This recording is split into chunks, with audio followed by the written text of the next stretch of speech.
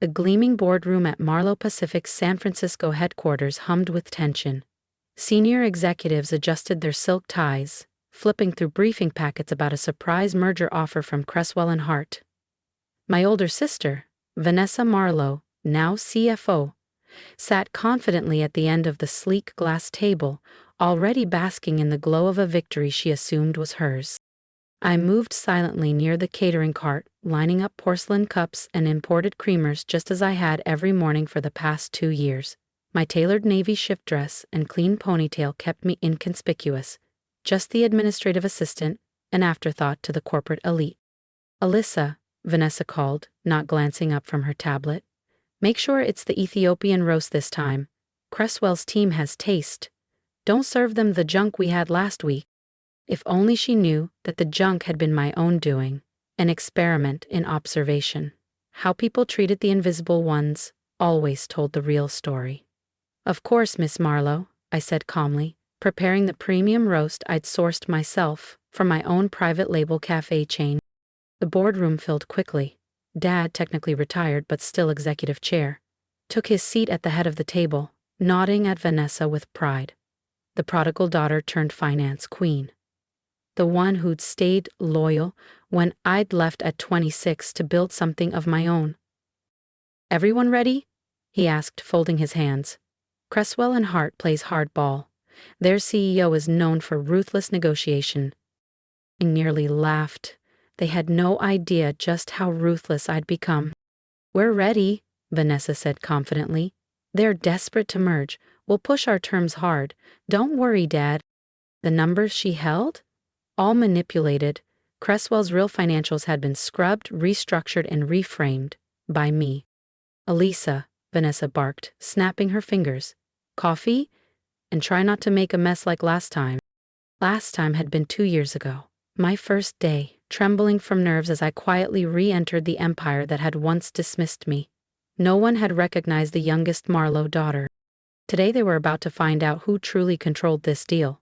Because the CEO of Cresswell Hart, walking in just moments later, would greet me not as an assistant, but as the owner who orchestrated every move. The glass doors slid open, and in walked Julian Blackwell, lead counsel for Cresswell Hart. I had personally selected him for this moment. His reputation was legendary, relentless, razor-sharp, and never one to bluff. Good morning, Julian said coolly, his voice echoing slightly off the chrome and glass walls. He gave a courteous nod before continuing. Before we begin, I'll be handing out a series of documents. These are for executive eyes only.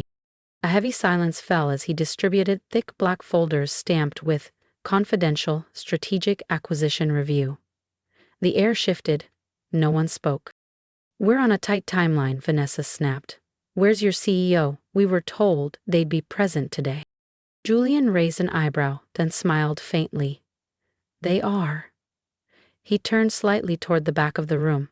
In fact, they've been here the entire time. And just like that, the moment arrived. I stepped forward from behind the catering station and removed the minimalist glasses I'd worn as part of my low-profile disguise. My posture straightened. My voice, once soft and forgettable, rang out clearly. The Ethiopian roast is ready. Though I doubt anyone will care about coffee in about 30 seconds. My father's head jerked up. Vanessa's smirk faded. Alyssa? Dad said, eyes narrowing in stunned confusion. What are you doing? We need to start the... Open the folders, I interrupted gently, resting one hand on the conference table. Page 1 should be illuminating? Papers rustled, faces paled.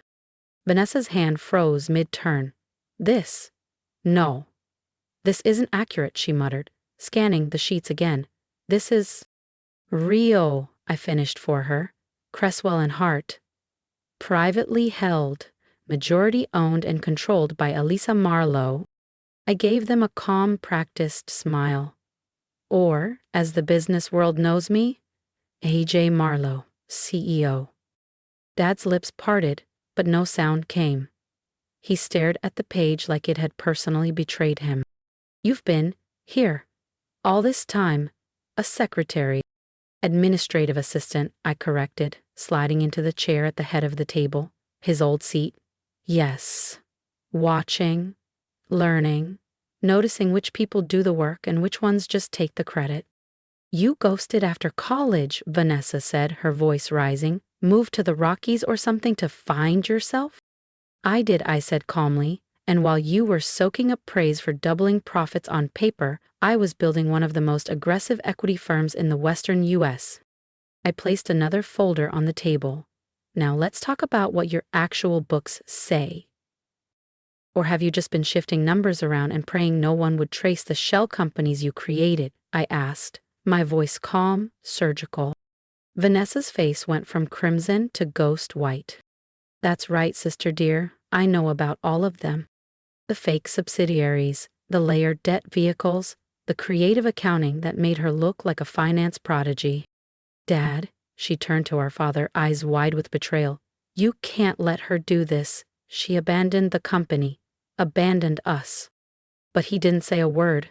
He just stared at the files in front of him, eyes scanning the pages, expression hollow. The truth was settling in. Julian, ever composed, spoke up. Ms. Marlowe, legally A.J. Marlowe has every right to be here. Cresswell Hart now holds 51% of Marlowe-Pacific's outstanding shares, acquired discreetly over the last 14 months. I reached for the nearest coffee cup I'd prepared, Brazilian roast, perfectly brewed, and took a measured sip. Much smoother than the bargain bin blend you mocked me for serving last quarter, don't you think, Vanessa? The room descended into chaos. Board members rifled through the acquisition documents with growing alarm. Several looked up with pale faces, others were already on their phones, texting or dialing. Vanessa's hands trembled as she scrolled through her own phone, no doubt trying to reach her legal team. The shares, Dad finally muttered, hoarse. How did we not notice? I let out a breath of soft laughter. When was the last time any of you even checked the shareholder registry? You were too busy patting yourselves on the back to see who was actually buying your legacy out from under you. Julian opened another briefcase and began distributing a fresh set of documents. These outline Marlowe-Pacific's actual financial status, complete with buried liabilities and concealed debt vehicles. Vanessa lunged across the table, reaching for the documents. Those are confidential. Nothing is confidential from the majority shareholder, I said coldly, including the offshore accounts you've been using to cover up your quarterly losses. The murmurs among the board turned urgent. Several were already calling their lawyers. The pension fund? Dad turned to Vanessa, his voice almost pleading. You said those investments were secure. She cried. But her voice cracked. I was protecting the company. By gambling with retirement funds? I stood, letting the weight of my authority fill the room. By using ghost entities to conceal that Marlowe-Pacific is already, by most definitions, insolvent. Insolvent? One of the board members echoed in disbelief. I nodded. Those glowing quarterly reports? Fiction, crafted by someone who knew how to lie, just not well enough. If you enjoyed watching Alyssa reclaim everything they thought she lost, don't forget to subscribe. The next part of her story is just getting started. Creative fiction, I said calmly, brought to you by Vanessa's so-called financial genius. I gave Julian a subtle nod. He tapped a key on his tablet, and the conference room's main screen lit up with a detailed financial dashboard. The graphs spoke volumes. A very different narrative than the one Vanessa had spun to the board. As you can see, I continued, gesturing toward the first slide, Marlowe-Pacific's actual debt load is nearly triple what's been reported. And those flashy acquisitions Vanessa loves to mention? All debt financed and buried under a web of shell entities? You had no right to access this data, she snapped, her voice cracking. I had every right, I said evenly, while you were asking me to smile more and fetch your oat milk latte. I was quietly auditing every line of this company's operations. I looked around the room. It's amazing what people reveal when they think you're just the assistant who doesn't matter. Dad looked 20 years older than he had an hour ago, hands trembling against the pages. Why, Alyssa? Why go through all this effort? I met his eyes. Remember when I proposed that restructuring plan? 7 years ago? Before I left? He nodded slowly. You both laughed me out of this room, I said, my voice steady. Told me I didn't understand business. Said my ideas were naive. Vanessa scoffed. That plan would have tanked the company. Would it? I countered. Because I took that same plan and built Cresswell and Hart into a firm 10 times the size of Marlowe-Pacific. While you were playing Empire with Dad's legacy, I was creating real value. My phone buzzed, a secure message from my executive team. SEC investigators are ready to proceed, just say the word. Of course, I said aloud, the pension scandal is just the tip of the iceberg. I turned to Vanessa. The SEC is very interested in your offshore accounts, falsified earnings reports, and, yes, insider trading. She went pale. I cut her off. The Davidson merger last spring. You bought through a proxy account 2 days before the press release. Board members physically moved their chairs away from her. Dad, please, she whispered, desperate. She's tearing everything apart. No, I said. I'm here to salvage what can be saved. Julian stood and passed out new packets. Effective immediately, Vanessa Marlowe is removed as CFO and suspended from all executive duties pending investigation. You can't fire me, she shouted, leaping to her feet so fast her chair hit the ground. I'm a Marlowe, Vanessa hissed. This is my company. Not anymore, I said, calmly placing my coffee cup on the polished glass table. I stayed seated, poised, collected. Cresswell and Hart now holds controlling interest in Marlowe-Pacific, and unlike you, I know how to actually run a company. Dad finally found his voice. It came out hoarse and uncertain. The Marlowe name, our reputation, will survive, I assured him, once we clean up Vanessa's damage and implement proper governance across all departments. Then I added, more pointedly, and frankly, it might help if you finally retired for real, instead of rubber stamping every reckless thing she pushed through. The room was silent, tense.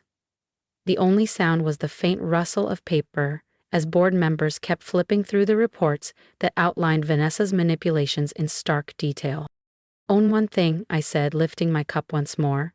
From now on, everyone drinks the same coffee, premium roast. I looked around the table. Because in every company I lead, we treat all employees with the same respect. From the boardroom to the break room. The fallout spread like wildfire through the financial world.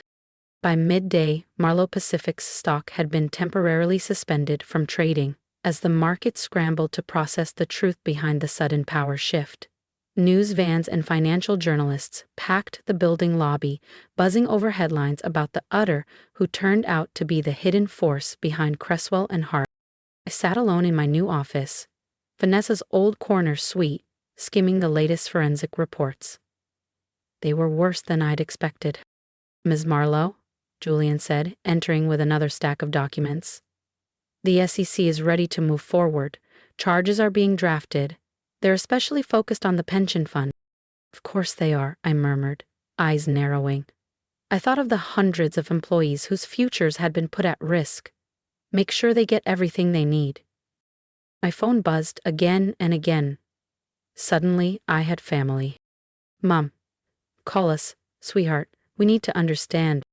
Aunt Patricia, brilliant girl, always knew you had it in you. Cousins I hadn't heard from in a decade, all trying to rekindle ties. I ignored them all. I had a company to rescue. A soft knock interrupted my thoughts. I looked up. Dad stood in the doorway, smaller than I remembered. His voice was quiet. The security guard made me get a visitor's pass to enter my own company. Not your company anymore, I said gently. Though you stopped running it long before today. You just didn't notice. He sank slowly into the chair across from me, shoulders heavy with regret. I trusted her, Dad said softly. She was always so confident, so sure of herself. No, I interrupted. You favored her. There's a difference. My voice remained even, though the weight of years pressed beneath it. You favored Vanessa when she ran 3 departments into the ground and you covered it up. When she crashed the European expansion and you blamed the market. I met his eyes. You favored her when she rolled her eyes at every female executive in the room and said women just don't understand real business. He was silent, then he asked quietly, "And you? Did all this, building your empire, make you happy? Did it prove us wrong?" I looked down at the open report in my hands, then closed the folder. "This was never about proving you wrong, Dad. Could you try it again?" I took a breath. "It was about proving myself right. Every time you dismissed my ideas, every time Vanessa mocked my lack of experience, I was building something real, something sustainable, something you never gave me the chance to do here." He gave a defeated nod. "They're calling you a corporate raider in the press." "The press doesn't understand," I replied. "I don't raid companies. I rescue them. I turn them into what they were always capable of becoming." A commotion outside drew both our attention. Through the glass walls, we saw security escorting Vanessa from the building, her designer coat bunched under one arm, a cardboard box of belongings clutched in the other. Her heels clicked loudly down the marble hallway. "Chill face charges," I said. "The pension fraud alone carries a prison sentence." Dad's face twisted with pain. "My daughter. Prison. Actions have consequences," I said firmly. "Something you never taught her." My phone buzzed. Another update. Client funds misused, vendor kickbacks, a long trail of deceit. Years of it. Dad stared at the floor. "I used to wonder why you stayed. After we shut down your restructuring plan. Why you worked your way up from the admin pool." I nodded. "Because I needed to understand every layer of this company. While Vanessa wore the title, I was learning how things actually worked." There was a knock. My real executive team, Harvard MBAs and trusted partners, stood waiting. "It's time for the transition meeting," I told Dad gently. "You should go home. Let us take it from here." He stood slowly, adjusting his tie. "The family dinners." "We'll see," I said, "if we ever learn to sit at the same table. Will you still?" "No," I said firmly. "That ended when you and Vanessa laughed me out of the boardroom 7 years ago. But maybe, once you've learned humility, we can begin again as equals." In weeks, Marlowe-Pacific transformed. Vanessa's loyalists were replaced, debts exposed and resolved using Cresswell's capital, the pension fund restored with interest. Headlines erupted. Secretary turned CEO, sister saves Marlowe-Pacific, corporate world's greatest undercover boss. But they missed the point. This wasn't about revenge. It was about rebuilding. Company, family, legacy. Vanessa pled guilty. Dad finally retired. His note read, "Will you let us listen now?" I smiled. "Maybe." I never set out to expose my own family. I just wanted to be heard, to build something real, and to be treated with the same respect I gave to everyone around me. If you've made it this far in my story, thank you. Your support means more than you know. I'd love to hear your thoughts. What would you have done in my place? Have you ever been underestimated, overlooked, or told to stay in your place? Drop a comment below. Let's start a conversation, not just about business, but about what it means to fight for your worth without losing your integrity. If my journey resonated with you, please hit that subscribe button. Share this with someone who needs to be reminded that silence does not mean weakness, and that sometimes the quietest one in the room is already leading. And here's something I've learned.